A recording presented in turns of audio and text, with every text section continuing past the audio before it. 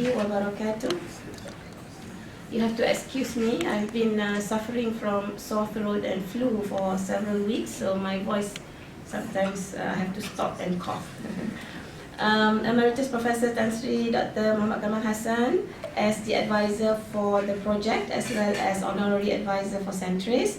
Associate Professor Dr. Akmal Huzairi, he's over there, the chairman of the project, the Maqasid Al-Shariah and SDGs panel members, as well as the editors, members of the project committee, professors and colleagues. Assalamu alaikum again. Assalamu alaikum warahmatullahi wabarakatuh. Let us begin with Al-Fatiha.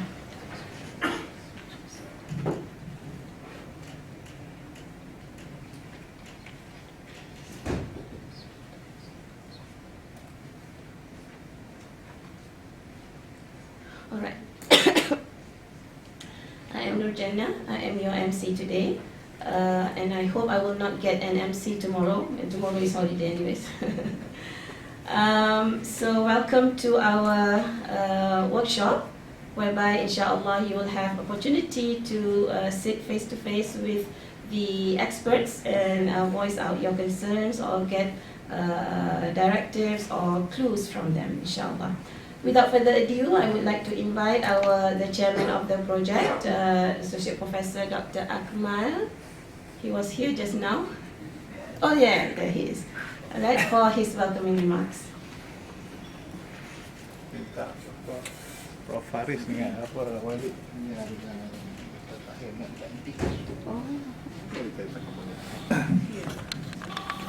Bismillahirrahmanirrahim. Assalamualaikum warahmatullahi wabarakatuh. Alhamdulillah wassalatu wassalamu ala Rasulillah wa ala alihi wa sahbihi wa tabi'in wa la rabbi shrah li sadri wa yassir li amri wa hlul 'uqdatam min lisani yafqahu qawli. Not that much from me except some updates. We have already sent the draft appointment letters to the Office of Director, and it is awaiting his signature. We have to take into consideration that originally there were pledges from the writers of the flagship programs, of which until now only a few have submitted. I mean, to date we have 17 chapters altogether, of which half of the articles came from the announcement, the open call that we made to those who are interested to submit their write-ups on certain projects that have been undertaken by the university before. And I said a few since it is less than 10 from the FDGs projects themselves at the moment, although that we have already reminded them a few times on the deadline, but we keep on waiting if there are late submissions from their part, but we must move on. So our workshop today is about to align with the editors, with the Ashab al-Maqasid, with the thoughts on Maqasid. That is why we have our Tan Sri Prof. Dr. Muhammad Kamal Hassan with us, and the rest. We have with us as well Dr. Prof. Rusfa from IIUM Press, and our editor, Professor Dr. Rashid Morton, who will assist us in advising whatever the concerns from the writers. So we are planning to have the workshop and also Q&A question with Professor Muhammad Kamal Hassan, in case that you have any concerns regarding the concept of Maqasid and how to go about it. And the rest, the arrangements of the tables, I mean, you have already been informed about it. There are tables which are seated by our editors and by those who are writing the chapters on Maqasid, of which I think two of our professors are on their way here, Prof. Masawi and also Prof. Walid. So we are planning to have this one as an alignment to what we have already written, because the concepts need to be there.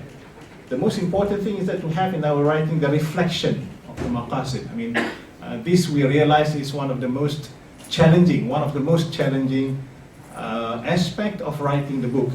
Without the reflection, then perhaps the book as if that each of the chapter will stand alone, will not be reflecting whatever that was expected from the chapter itself.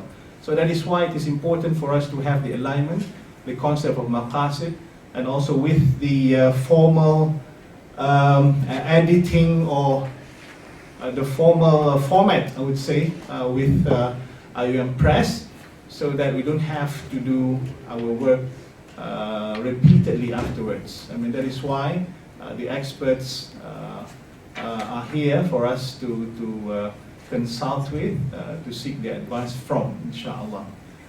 As I mentioned to you, I mean, the appointment letters, we have to be selective, because originally there were names submitted to us, but only half of them submitted the articles. So we have to again make sure that the appointment letters are issued to those who have already submitted. That's one thing. And it comes with, of course, honorarium. It was approved. I mean, unfortunately, it was approved half of the budget that we applied initially. Huh? 1/3 was it? Okay, 1/3 of the budget, but the money is still there. So rest assured, somehow that, inshallah, I mean, we will be compensated. I mean, if not, okay. So that's the thing. So we hope that we can discuss.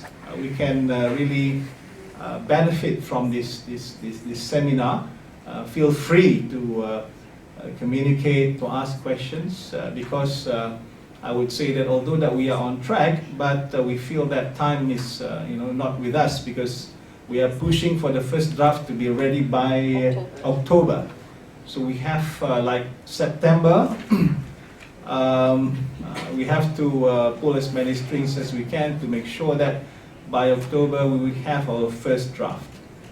So that's all from me. Dr. Jannah will brief you on the conduct of the seminar, and we will later on begin, inshallah, as soon as possible. Billahi taufiq wal hidayah. Assalamu alaikum wa rahmatullahi wa barakatuh. Thank you. Walaikum assalam wa rahmatullahi ta'ala wa barakatuh. Just a short briefing, inshallah, from me. All of you have been given the itinerary, yeah, with a little number there.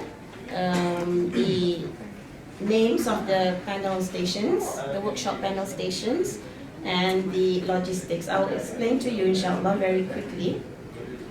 So according to the itinerary, we will have Prof. Kamal Hassan speak right after this, inshallah, for about an hour or so, and then we will have the consultations with the panel experts. All right, now when you receive your paper, you all have this number. This number is actually referring to the table that you should be seated, yeah? We have labeled the tables according to this number, so you should be seated at this table, but it's okay, you can move later on if you're not seated at the right place.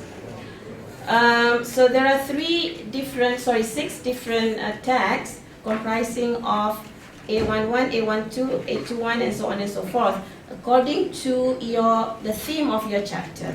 Yeah, the themes of the chapter are community and special needs education for A11, and then indigenous communities and conservation, that's A12, finance A21, farming and green initiatives A22, humanitarian outreach A31, and IIUM practices A32. So these are actually corresponding to the movement later on when we have the workshop. And when you have this workshop, you are allowed to have 30 minutes consultation with the panel. So if you are at the Maqasid station, then you will have 30 minutes to consult the experts there. After 25 minutes, the first bell would be rung, and then after 30 minutes, twice ringing of the bell, and then we have to move according to the logistics given here at the back of this sheet. Yeah, we have 6 stations, but basically 2 of the same kind for each. Yeah, so we have here the first one, Maqasid Sharia station, and then SDG station, and then editors station back there. So inshallah later on, once the workshop starts, I would like to request our panel of experts to move at your respective tables. And Dr. Rusfa would be together with, inshallah, Dr. Mahmudul Hassan, inshallah, at the editor's table. All right, I hope that is clear. If there's any question, we can, raise it up during the workshop itself. And without further ado, I would like to invite our beloved Prof. Kamal Hassan to give us the address that is very important to situate ourselves correctly in our task, inshallah.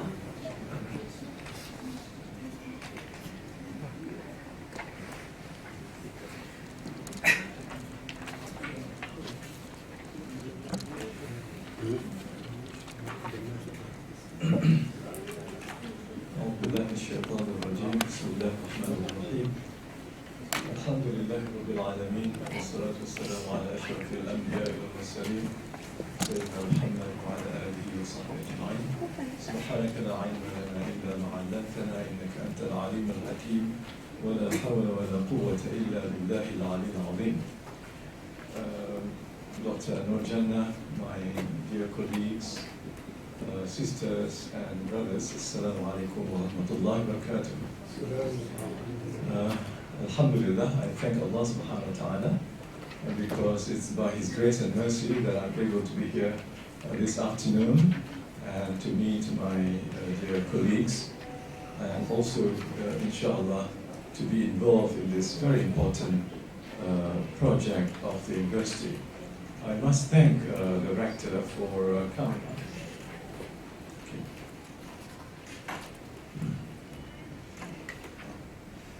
With this idea of a book which would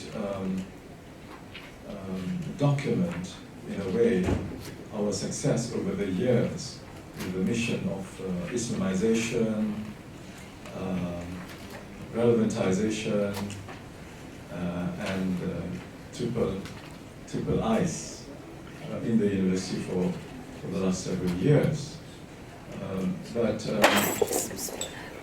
The rectors, our rector, brought us into contact with a very important global program which has engaged the world for the last, since at least 2015, if not earlier, with the Millennium Development Goals. But with 2015, Millennium Development Goals evolved into Sustainable Development Goals, which brought more than 160 nations to agree on this common strategy to face the global crisis, the economic crisis, political crisis, and of course the environmental crisis.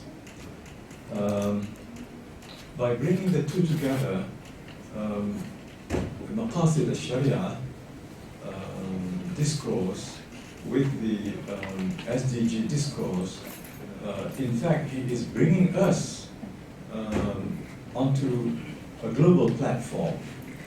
We used to play in our kampong backyards.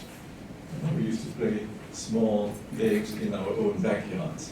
But he brought us out of our backyards onto the global platform and engage the rest of the world on a common problem facing the world. And that common problem, as I said, is the world is in crisis. And nations have to be prepared to overcome the crisis in a concerted effort. But if you follow the literature or the discourse on SDG, you'll find that the Pope has been given a very special place with his encyclical being highlighted along with the speech of the Secretary General of the United Nations. So in a way, Catholicism has a big voice in this endeavor, but Islam, which is bigger than Catholicism in the world, has been marginalized. But IIUM now being drawn into this engagement, this intellectual engagement with the narrative of SDG, is now forced to open up our Islamization mission to address the global problem. So this is a great opportunity for us to be playing a global role in a meaningful way. But one thing I should say is that Maqasid Al-Shariah precedes SDG discourse by, well, I don't know, maybe more than 100 years. If you take Ibn Ashur as the real contemporary scholar who articulated Maqasid Al-Shariah in a very systematic way in his Al-Maqasid Al-Shariah Islamiyah. But if you take the idea back to the originator, which is Al-Ghazali, rahimahullah, Al-Juwayni, and later on Al-Shatibi in his Al-Muwafaqat, took up this idea, then you can see that the genius of the Muslim scholars preceded the genius of United Nations scholars by several centuries. Al-Ghazali died in 1111, that is in the 12th century, and already he thought that the Sharia is not simply just rules and regulations, laws and norms, but in fact the Sharia is God's way of guiding mankind, providing them with what they need to serve their maslahah and to avoid the mafsada. Things which can do harm to mankind will have to be avoided, and things which can bring benefit for mankind, maslahah, must be promoted. So the Sharia is basically to convey or to assist mankind to fulfill the maslahah, the public good, the common interest and welfare and well-being of the whole of mankind, in fact the whole of the creation of God. So the Sharia is rahmatan lil alameen. It is a mercy to all the worlds, and not just the world of humanity, but the world of the animal world and the plant world and so on. But then the Maqasid literature was drowned for a while during the colonial period, and then after the colonial period, then the concept of development came into being. All countries were busy learning how to develop, but then development according to the pattern of the West, according to the Western model. And that development at that time meant actually economic development. Then they thought of going beyond economic development and became social development. And then finally they decided on human development, thanks to some of the Indian Pakistani thinkers. What's his name, Sheikh? No, Umar Chapra, this economist. No, Khurshid is Islamic. We're talking about human development with the Human Development Index and all that. Mahbub al-Haq. Jazakumullah. Mahbub al-Haq. Mahbub al-Haq and the other also. So they were actually the Indian scholars who brought this idea of more holistic conception of development. Otherwise, the West was sort of stuck and quite happy with economic development. But human development was not enough, and then somehow or other in 2000, somebody thought of, or even earlier in the Brandt Commission, I think 87, then they talked of sustainable development. So then sustainability was defined by the Brandt Commission as a development which meets the needs of the present generation without compromising the ability of the future generations to meet their own needs. That has been the standard sort of definition of sustainability. And of course there are other definitions being developed later on, but you can see that sustainability as defined either by the Brandt Commission and later on by United Nations with Millennium Development Goals in 2001, I think, and then up to 2015, Then they found that those 8 goals were not yet fulfilled, but they decided to go beyond Millennium Goals and adopted 17 more comprehensive goals, which involved a lot of people, a lot of experts, and the whole world community involved in it to come up with the 17 goals of sustainable development in 2015, followed by the Paris Agreement. Malaysia is one of those who's endorsed, and Malaysia has included the goals in the 12th Malaysia Plan. Indonesia has also adopted it, Arab countries adopted, and so you find that the whole world now is talking SDG. Of course, the good thing about SDG is not binding. So in other words, nations have their own ways of going about, and we have our own way of looking at it, and Muslim countries certainly would like to maybe expand or amend the concept of sustainability. And I think that amendment, or modification is provided to us by the Maqasid Al-Shariah discourse, or Maqasid Al-Shariah narrative, which has been around for the last 200 years or more.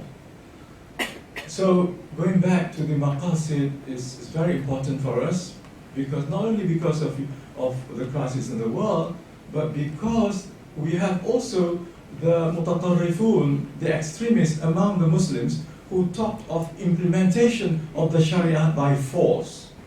Now you have it manifested in the Al-Qaeda, in ISIS, ISI, and so on, and different groups in Indonesia. You have all kinds of extremist radical groups.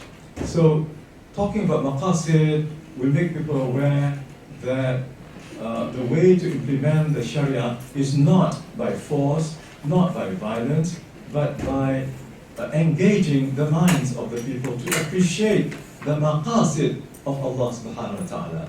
Maqasid Sahib Al-Shariah, what is the ultimate goal or objectives of Allah Himself, but presented in a rational way. Okay, so the revitalization, the ihya of Maqasid Al-Shariah is very, very important for us. All right, now what I am going to share with you, just a few things.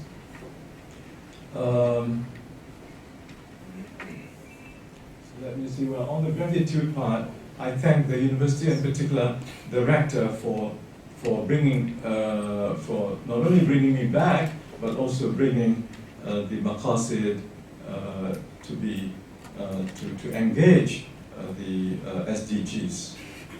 Then, okay, expectations. I expect, of course, this was a premier lecture for the revealed knowledge and Kuliah, the Kuliah of Islamic Revealed Knowledge and Human Sciences. So I was addressing the Kuliah in particular. What I expect from the Kuliah. What I expect, in short, is this. The Kuliah is divided basically into 2 divisions.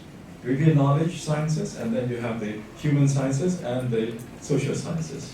Now I would like them to, the revealed knowledge people, to consider themselves as ulama al-nas, and then the social science and humanities to be considered as ulama al-waqi'. Now ulama al-nas and ulama al-waqi' must work together in this world. So we cannot be living in our own silos, quite comfortable with our own specializations, and whether you're relevant or not doesn't matter as long as you have a job in the university and maybe get promoted also after you fulfill the KPIs. I personally could not fulfill the KPIs, that's why I had to leave the university. So that was my message to them. Look, there is this crisis of the world out there. The world is crying out. Planet Earth is in pain and would like to get the remedy, the medicine from the Muslims. What are you doing? You just keep reading the yellow books and be an expert in the yellow books, having read it 10 times and can remember every word in it, but none of it is applied to the actual problems facing the world. Not even the issue of cleanliness. How clean are our cities as compared to Japan, Tokyo, Kyoto, and so on? How disciplined are our people compared to the Japanese in the time of crisis when there was this tsunami?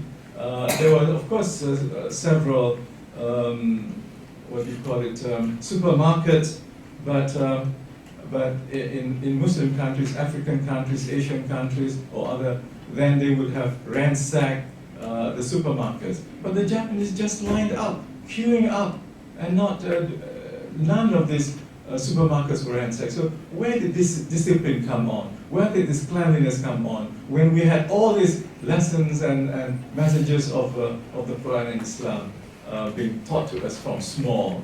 So we cannot be living in the yellow books. We have to go green, as they say today. So everybody is going green. We have been green all along, except we forgot that we had green with us. So we preferred to be yellow, we preferred to be red, and finally we ended up being black instead of being green. Being black meaning burnt up. Green is, adopting all that which is healthy and useful. So I would like the people, now if I use this to extend to the university as a whole, then you do have people, ulama al-nas. These are the scholars of religious texts or scholars of religious studies on the one hand. Then you have ulama al-waqi, engineering, sciences, medicine, social sciences. These are the scholars who study the world, who study the society in the social sciences, and who study the world of matter with the hard sciences.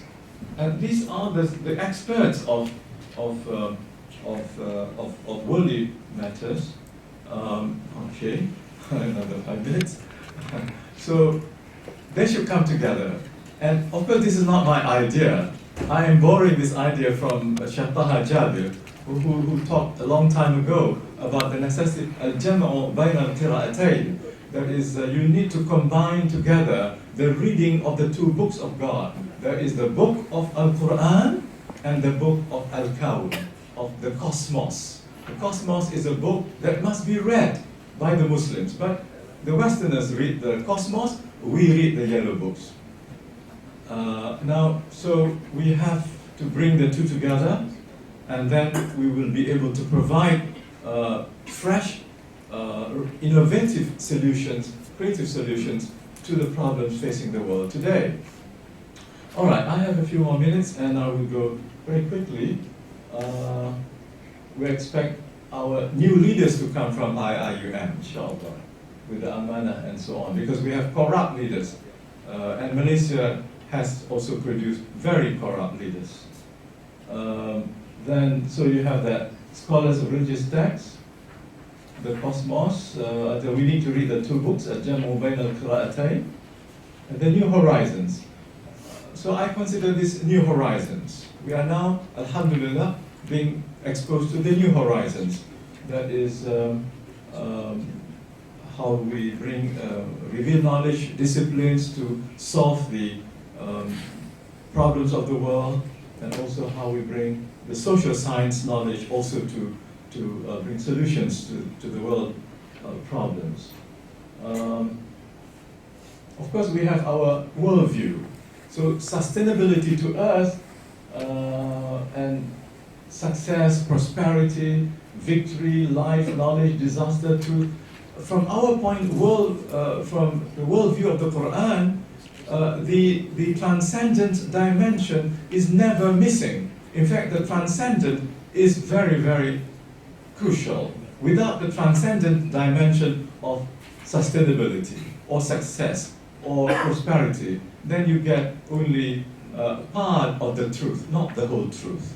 So sustainable development must involve the transcendent dimension, the spiritual, and also the eschatological, the ukhrawi dimensions. And that is something that we can do.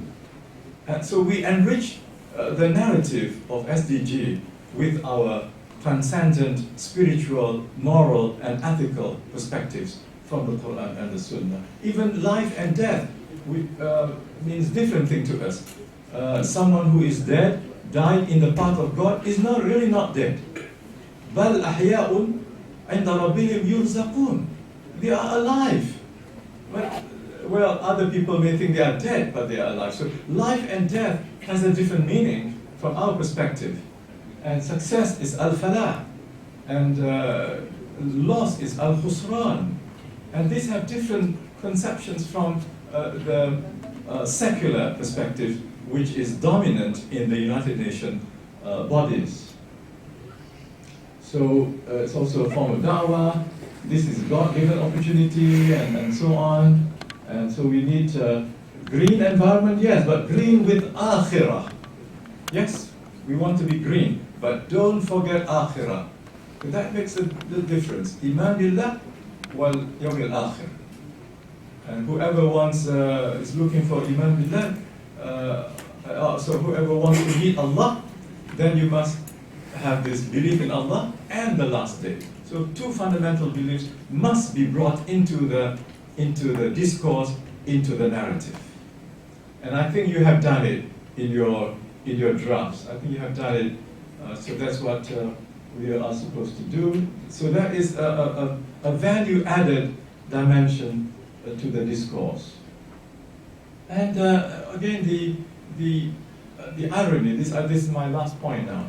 That how can you talk about sustainability when you forget the sustainer? All right?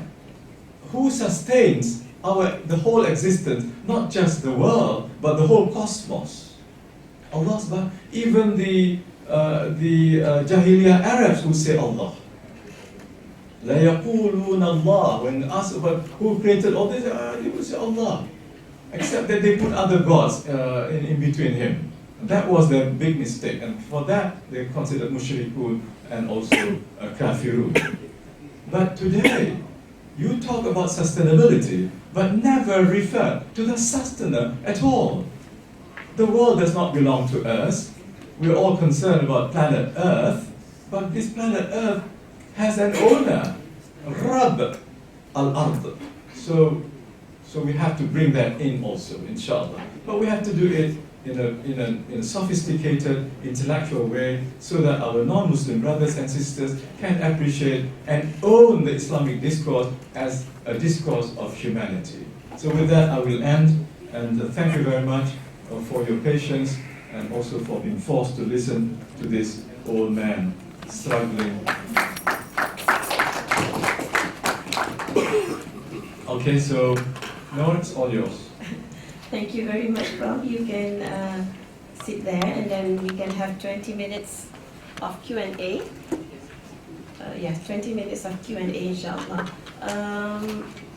Dr. Akmal, can you accompany Rob and sit there with him? Sit where? Oh, it's here. We don't want you to stand and answer the questions. Oh, okay, okay, thank you. All right.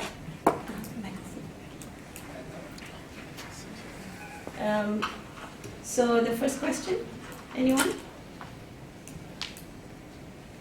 No question? If no question, I can allow him to speak more. No. I have spoken enough.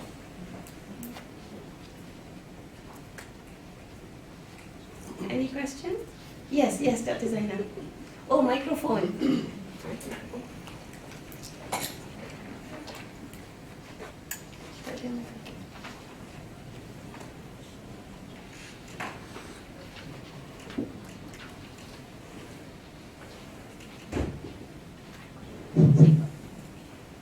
Bismillahirrahmanirrahim. Assalamualaikum. Tan Sri, thank you so much for the sharing perspective on this policy of SDG. We have seen several SDG projects, the flagship projects, and we have engaged several of them in several sessions as well. So there are several questions that come out when we try to push for the link between the applications of the Maqasid Sharia and the SDG. This is something that not being much done before. So meaning it is still struggling what's the best way of doing that. One of the questions that was raised is that beyond connecting between one project to Maqasid number 1, 2, 3, or 4, or 5, and then SDG 1 to 17. There must be an interesting way of how we provide the narrations between the two components. So what my question is that how do we do that when you say that the linking between SDG and Maqasid provide that horizons of possibility of expanding the discourse on Maqasid Sharia? What kind of guideline for us so that it will help us in putting together the chapter that we are writing?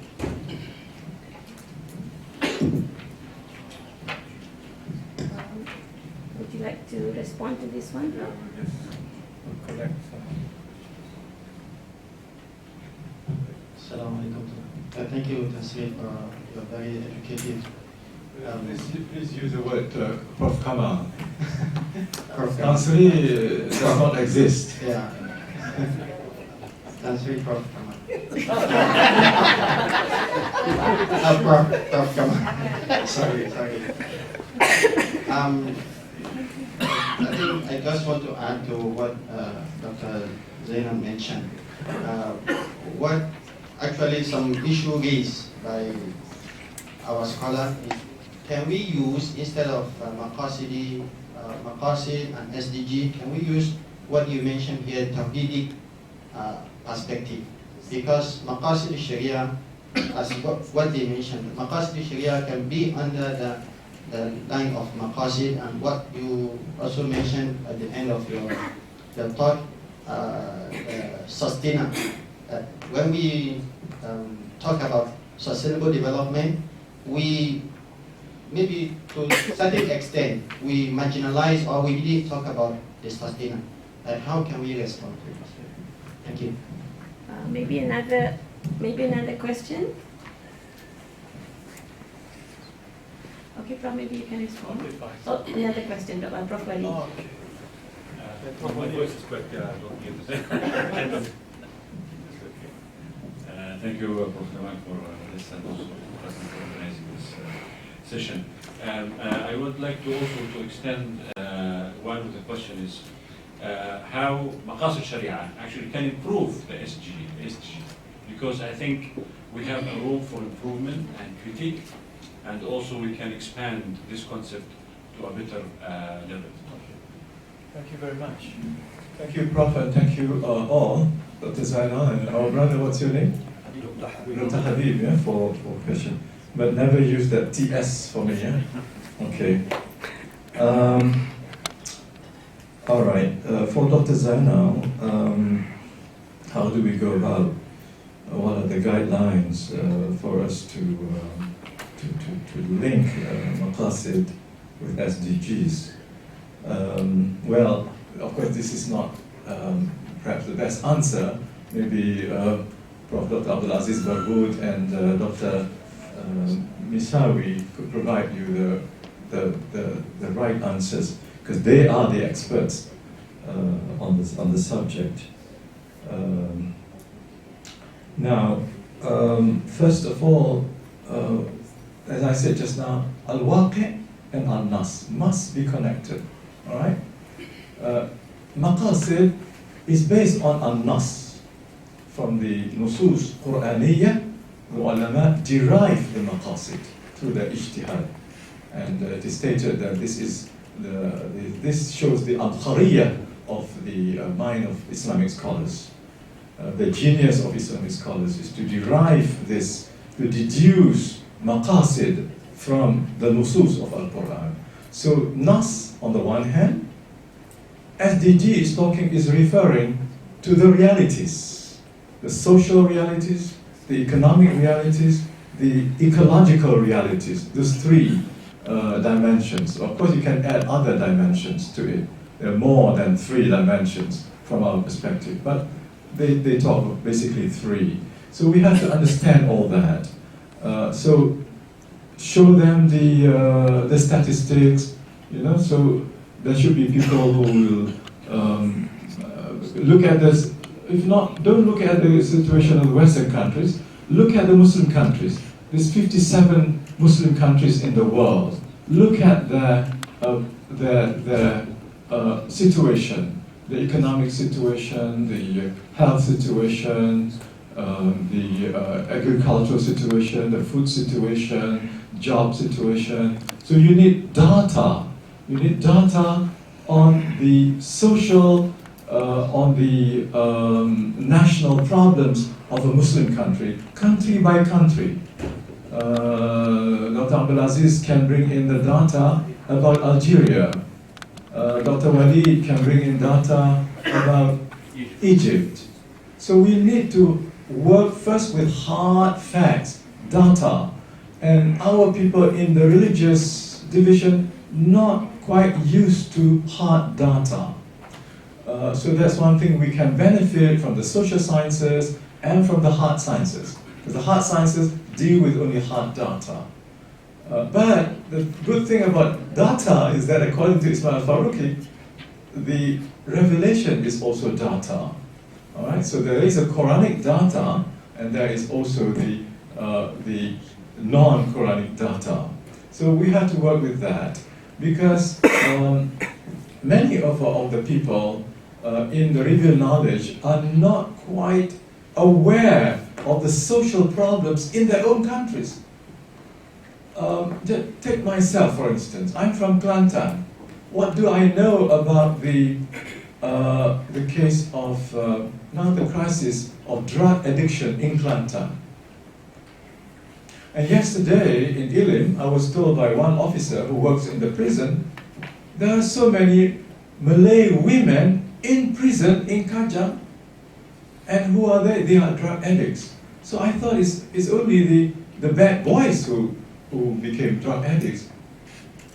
In actual fact, in reality, you have so many women, Malay women, who are drug addicts.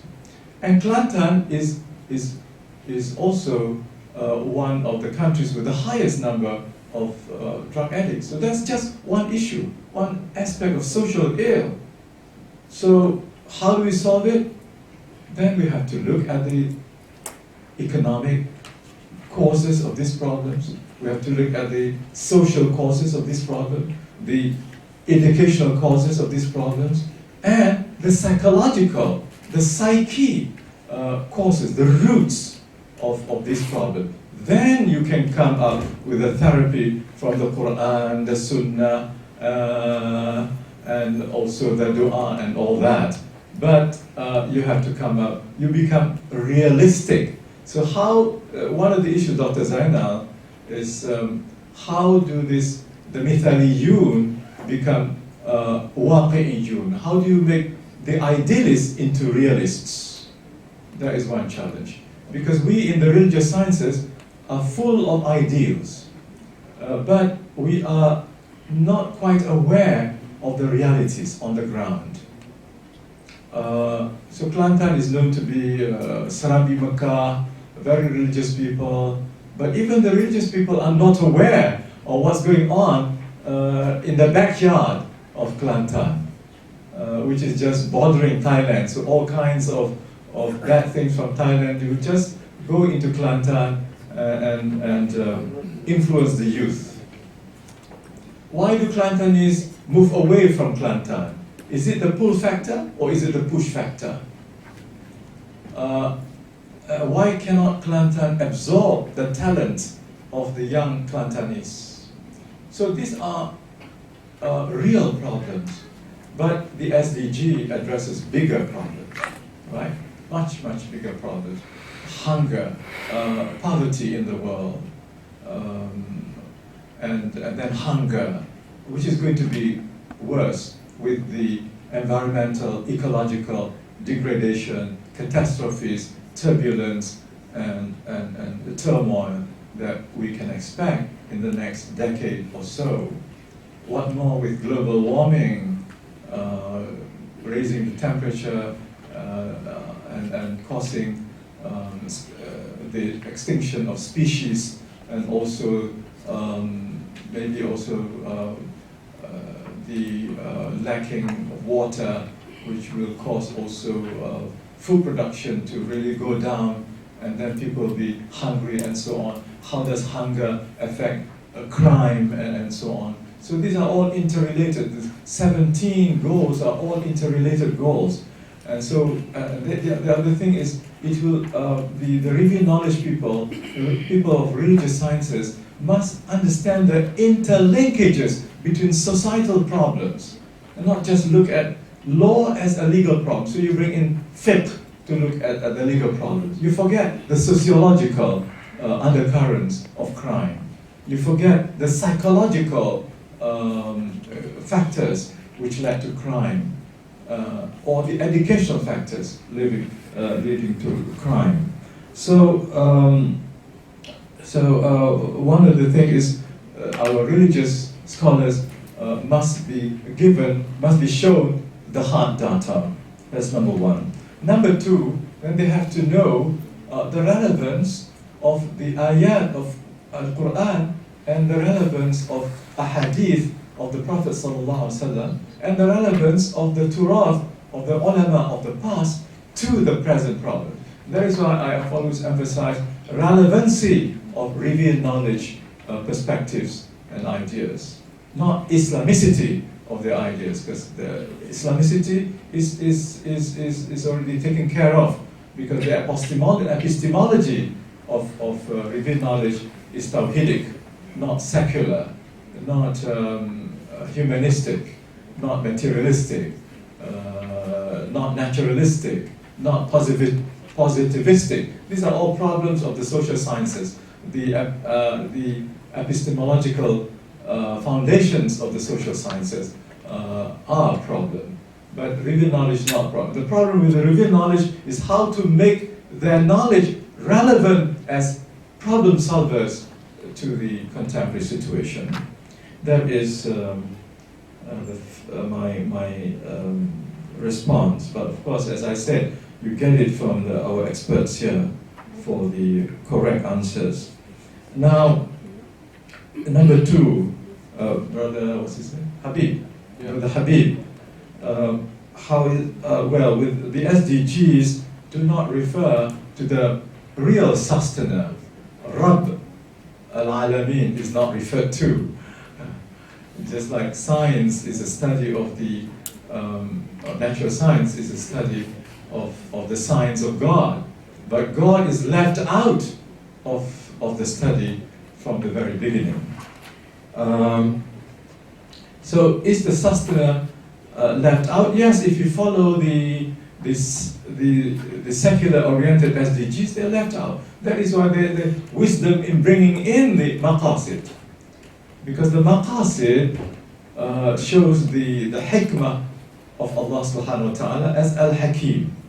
So then you will see the will of Al-Hakim, the will of God, the will of the sustainer, that this ard is given to you, and not just ard, everything in the universe, musakhar lakum, musakhar linnas, is made subservient to human needs, right?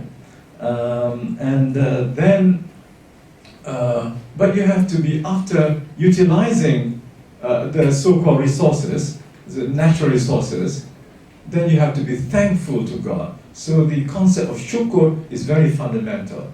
Because with shukr, you get more. لَإِن شَكَرْتُمْ لَأَزِيدَنَّكُمْ وَلَإِن كَفَرْتُمْ إِنَّ عَذَابِي لَشَدِيدٌ. So if you are grateful to Allah, He will give you more of water, of air, of peace, of tranquility, of stability. The tangible and the intangible goods, public goods, will be there. If there is this attitude of gratitude to the Almighty, to the one who gives you rizq and azraq, fil ard wa fis sama. Not just fil ard, but also fis sama. You get the rizq from the sky, and of course you can get from the sky water. Now, of course, solar energy is being utilized for free. God is giving it free. But you are never grateful to Him, right? Not only you're not grateful, but at one time you want to conquer His garden. You talk about conquest of nature. Now SDG people are talking about be friendly to nature, be eco-friendly. So there's a new language developing, a new narrative. Instead of conquering nature, which was the Western hegemonic instinct.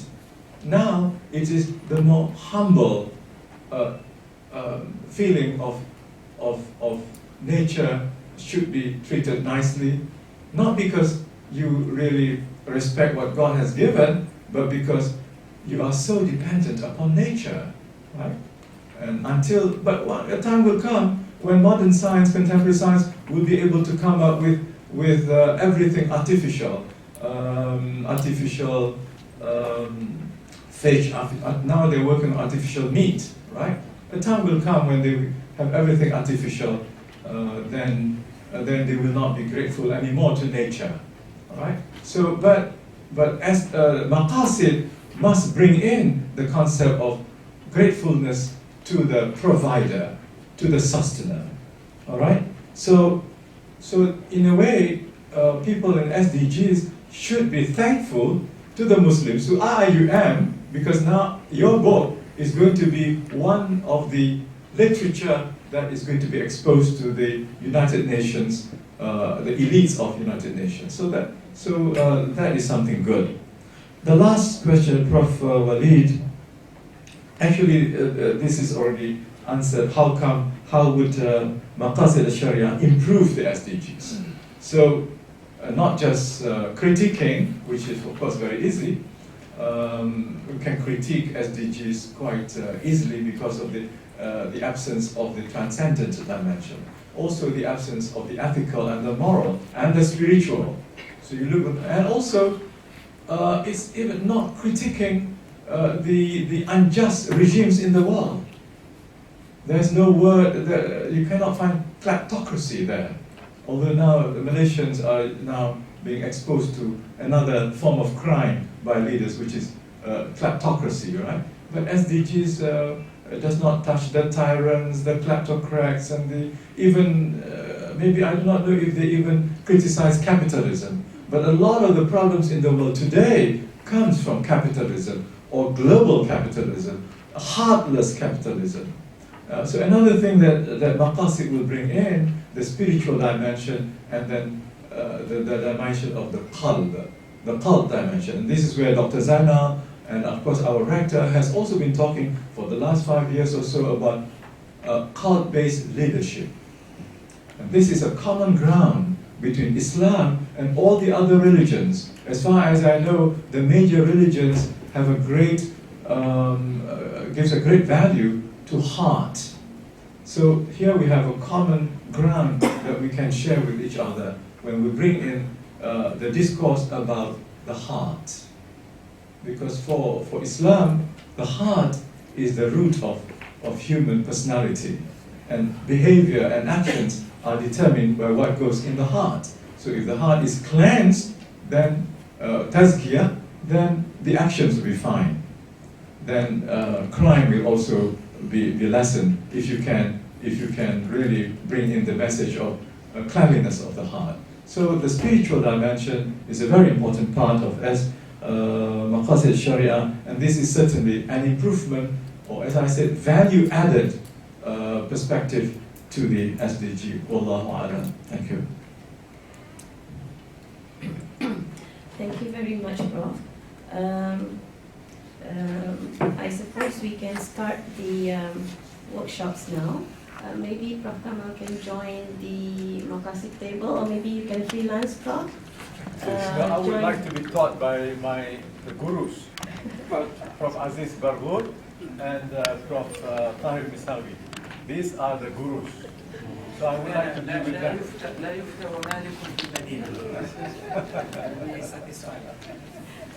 All right. Thank you very, very much, Prof. That was really indeed insightful. So I will follow that clock, inshallah. Yeah, so our workshop will start in a few minutes. So let me just make a little bit more of briefing. Hopefully all the authors are seated at their correct tables according to the table number, which should match your number that has been given. And then the panels, I hope the panels can be seated at your correct table. So table 1-1, Prof. Walid would be there, as well as Prof. Abdulaziz Barghur. Yeah? And then table 1-2, Prof. Tahir Mesawi, as well as Dr. Medwok, but she cannot make it today, so Prof. Kamal is there, alhamdulillah. For the SDG station, table 2-1, Dr. Zainal is there, and Dr. Luqman, is he here? He's not. Okay. And then table 2-2, we have Dr. Daniel. Is he there? No. And Brother Muhaydin. Yeah, okay. And then the editors, we have Prof. Abdul Rashid Motin at table 3-1. Prof. Rashid, you are at table 3-1, yes? Thank you. And then at table 3-2, we have Dr. Mahmudul Hassan and Prof. Usfa. If you could join Dr. Mahmudul Hassan in that table, on that table, by that table, yeah? Table 3-2. Thank you very much. Yeah. All right. So Sister Nuha there would be guarding the time. At the 25th minute, the bell will ring once. At 30 minutes, the bell will ring twice, for which you have to move to the next station according to the logistics. Alright, so inshallah we can start already your consultation with the respective panels.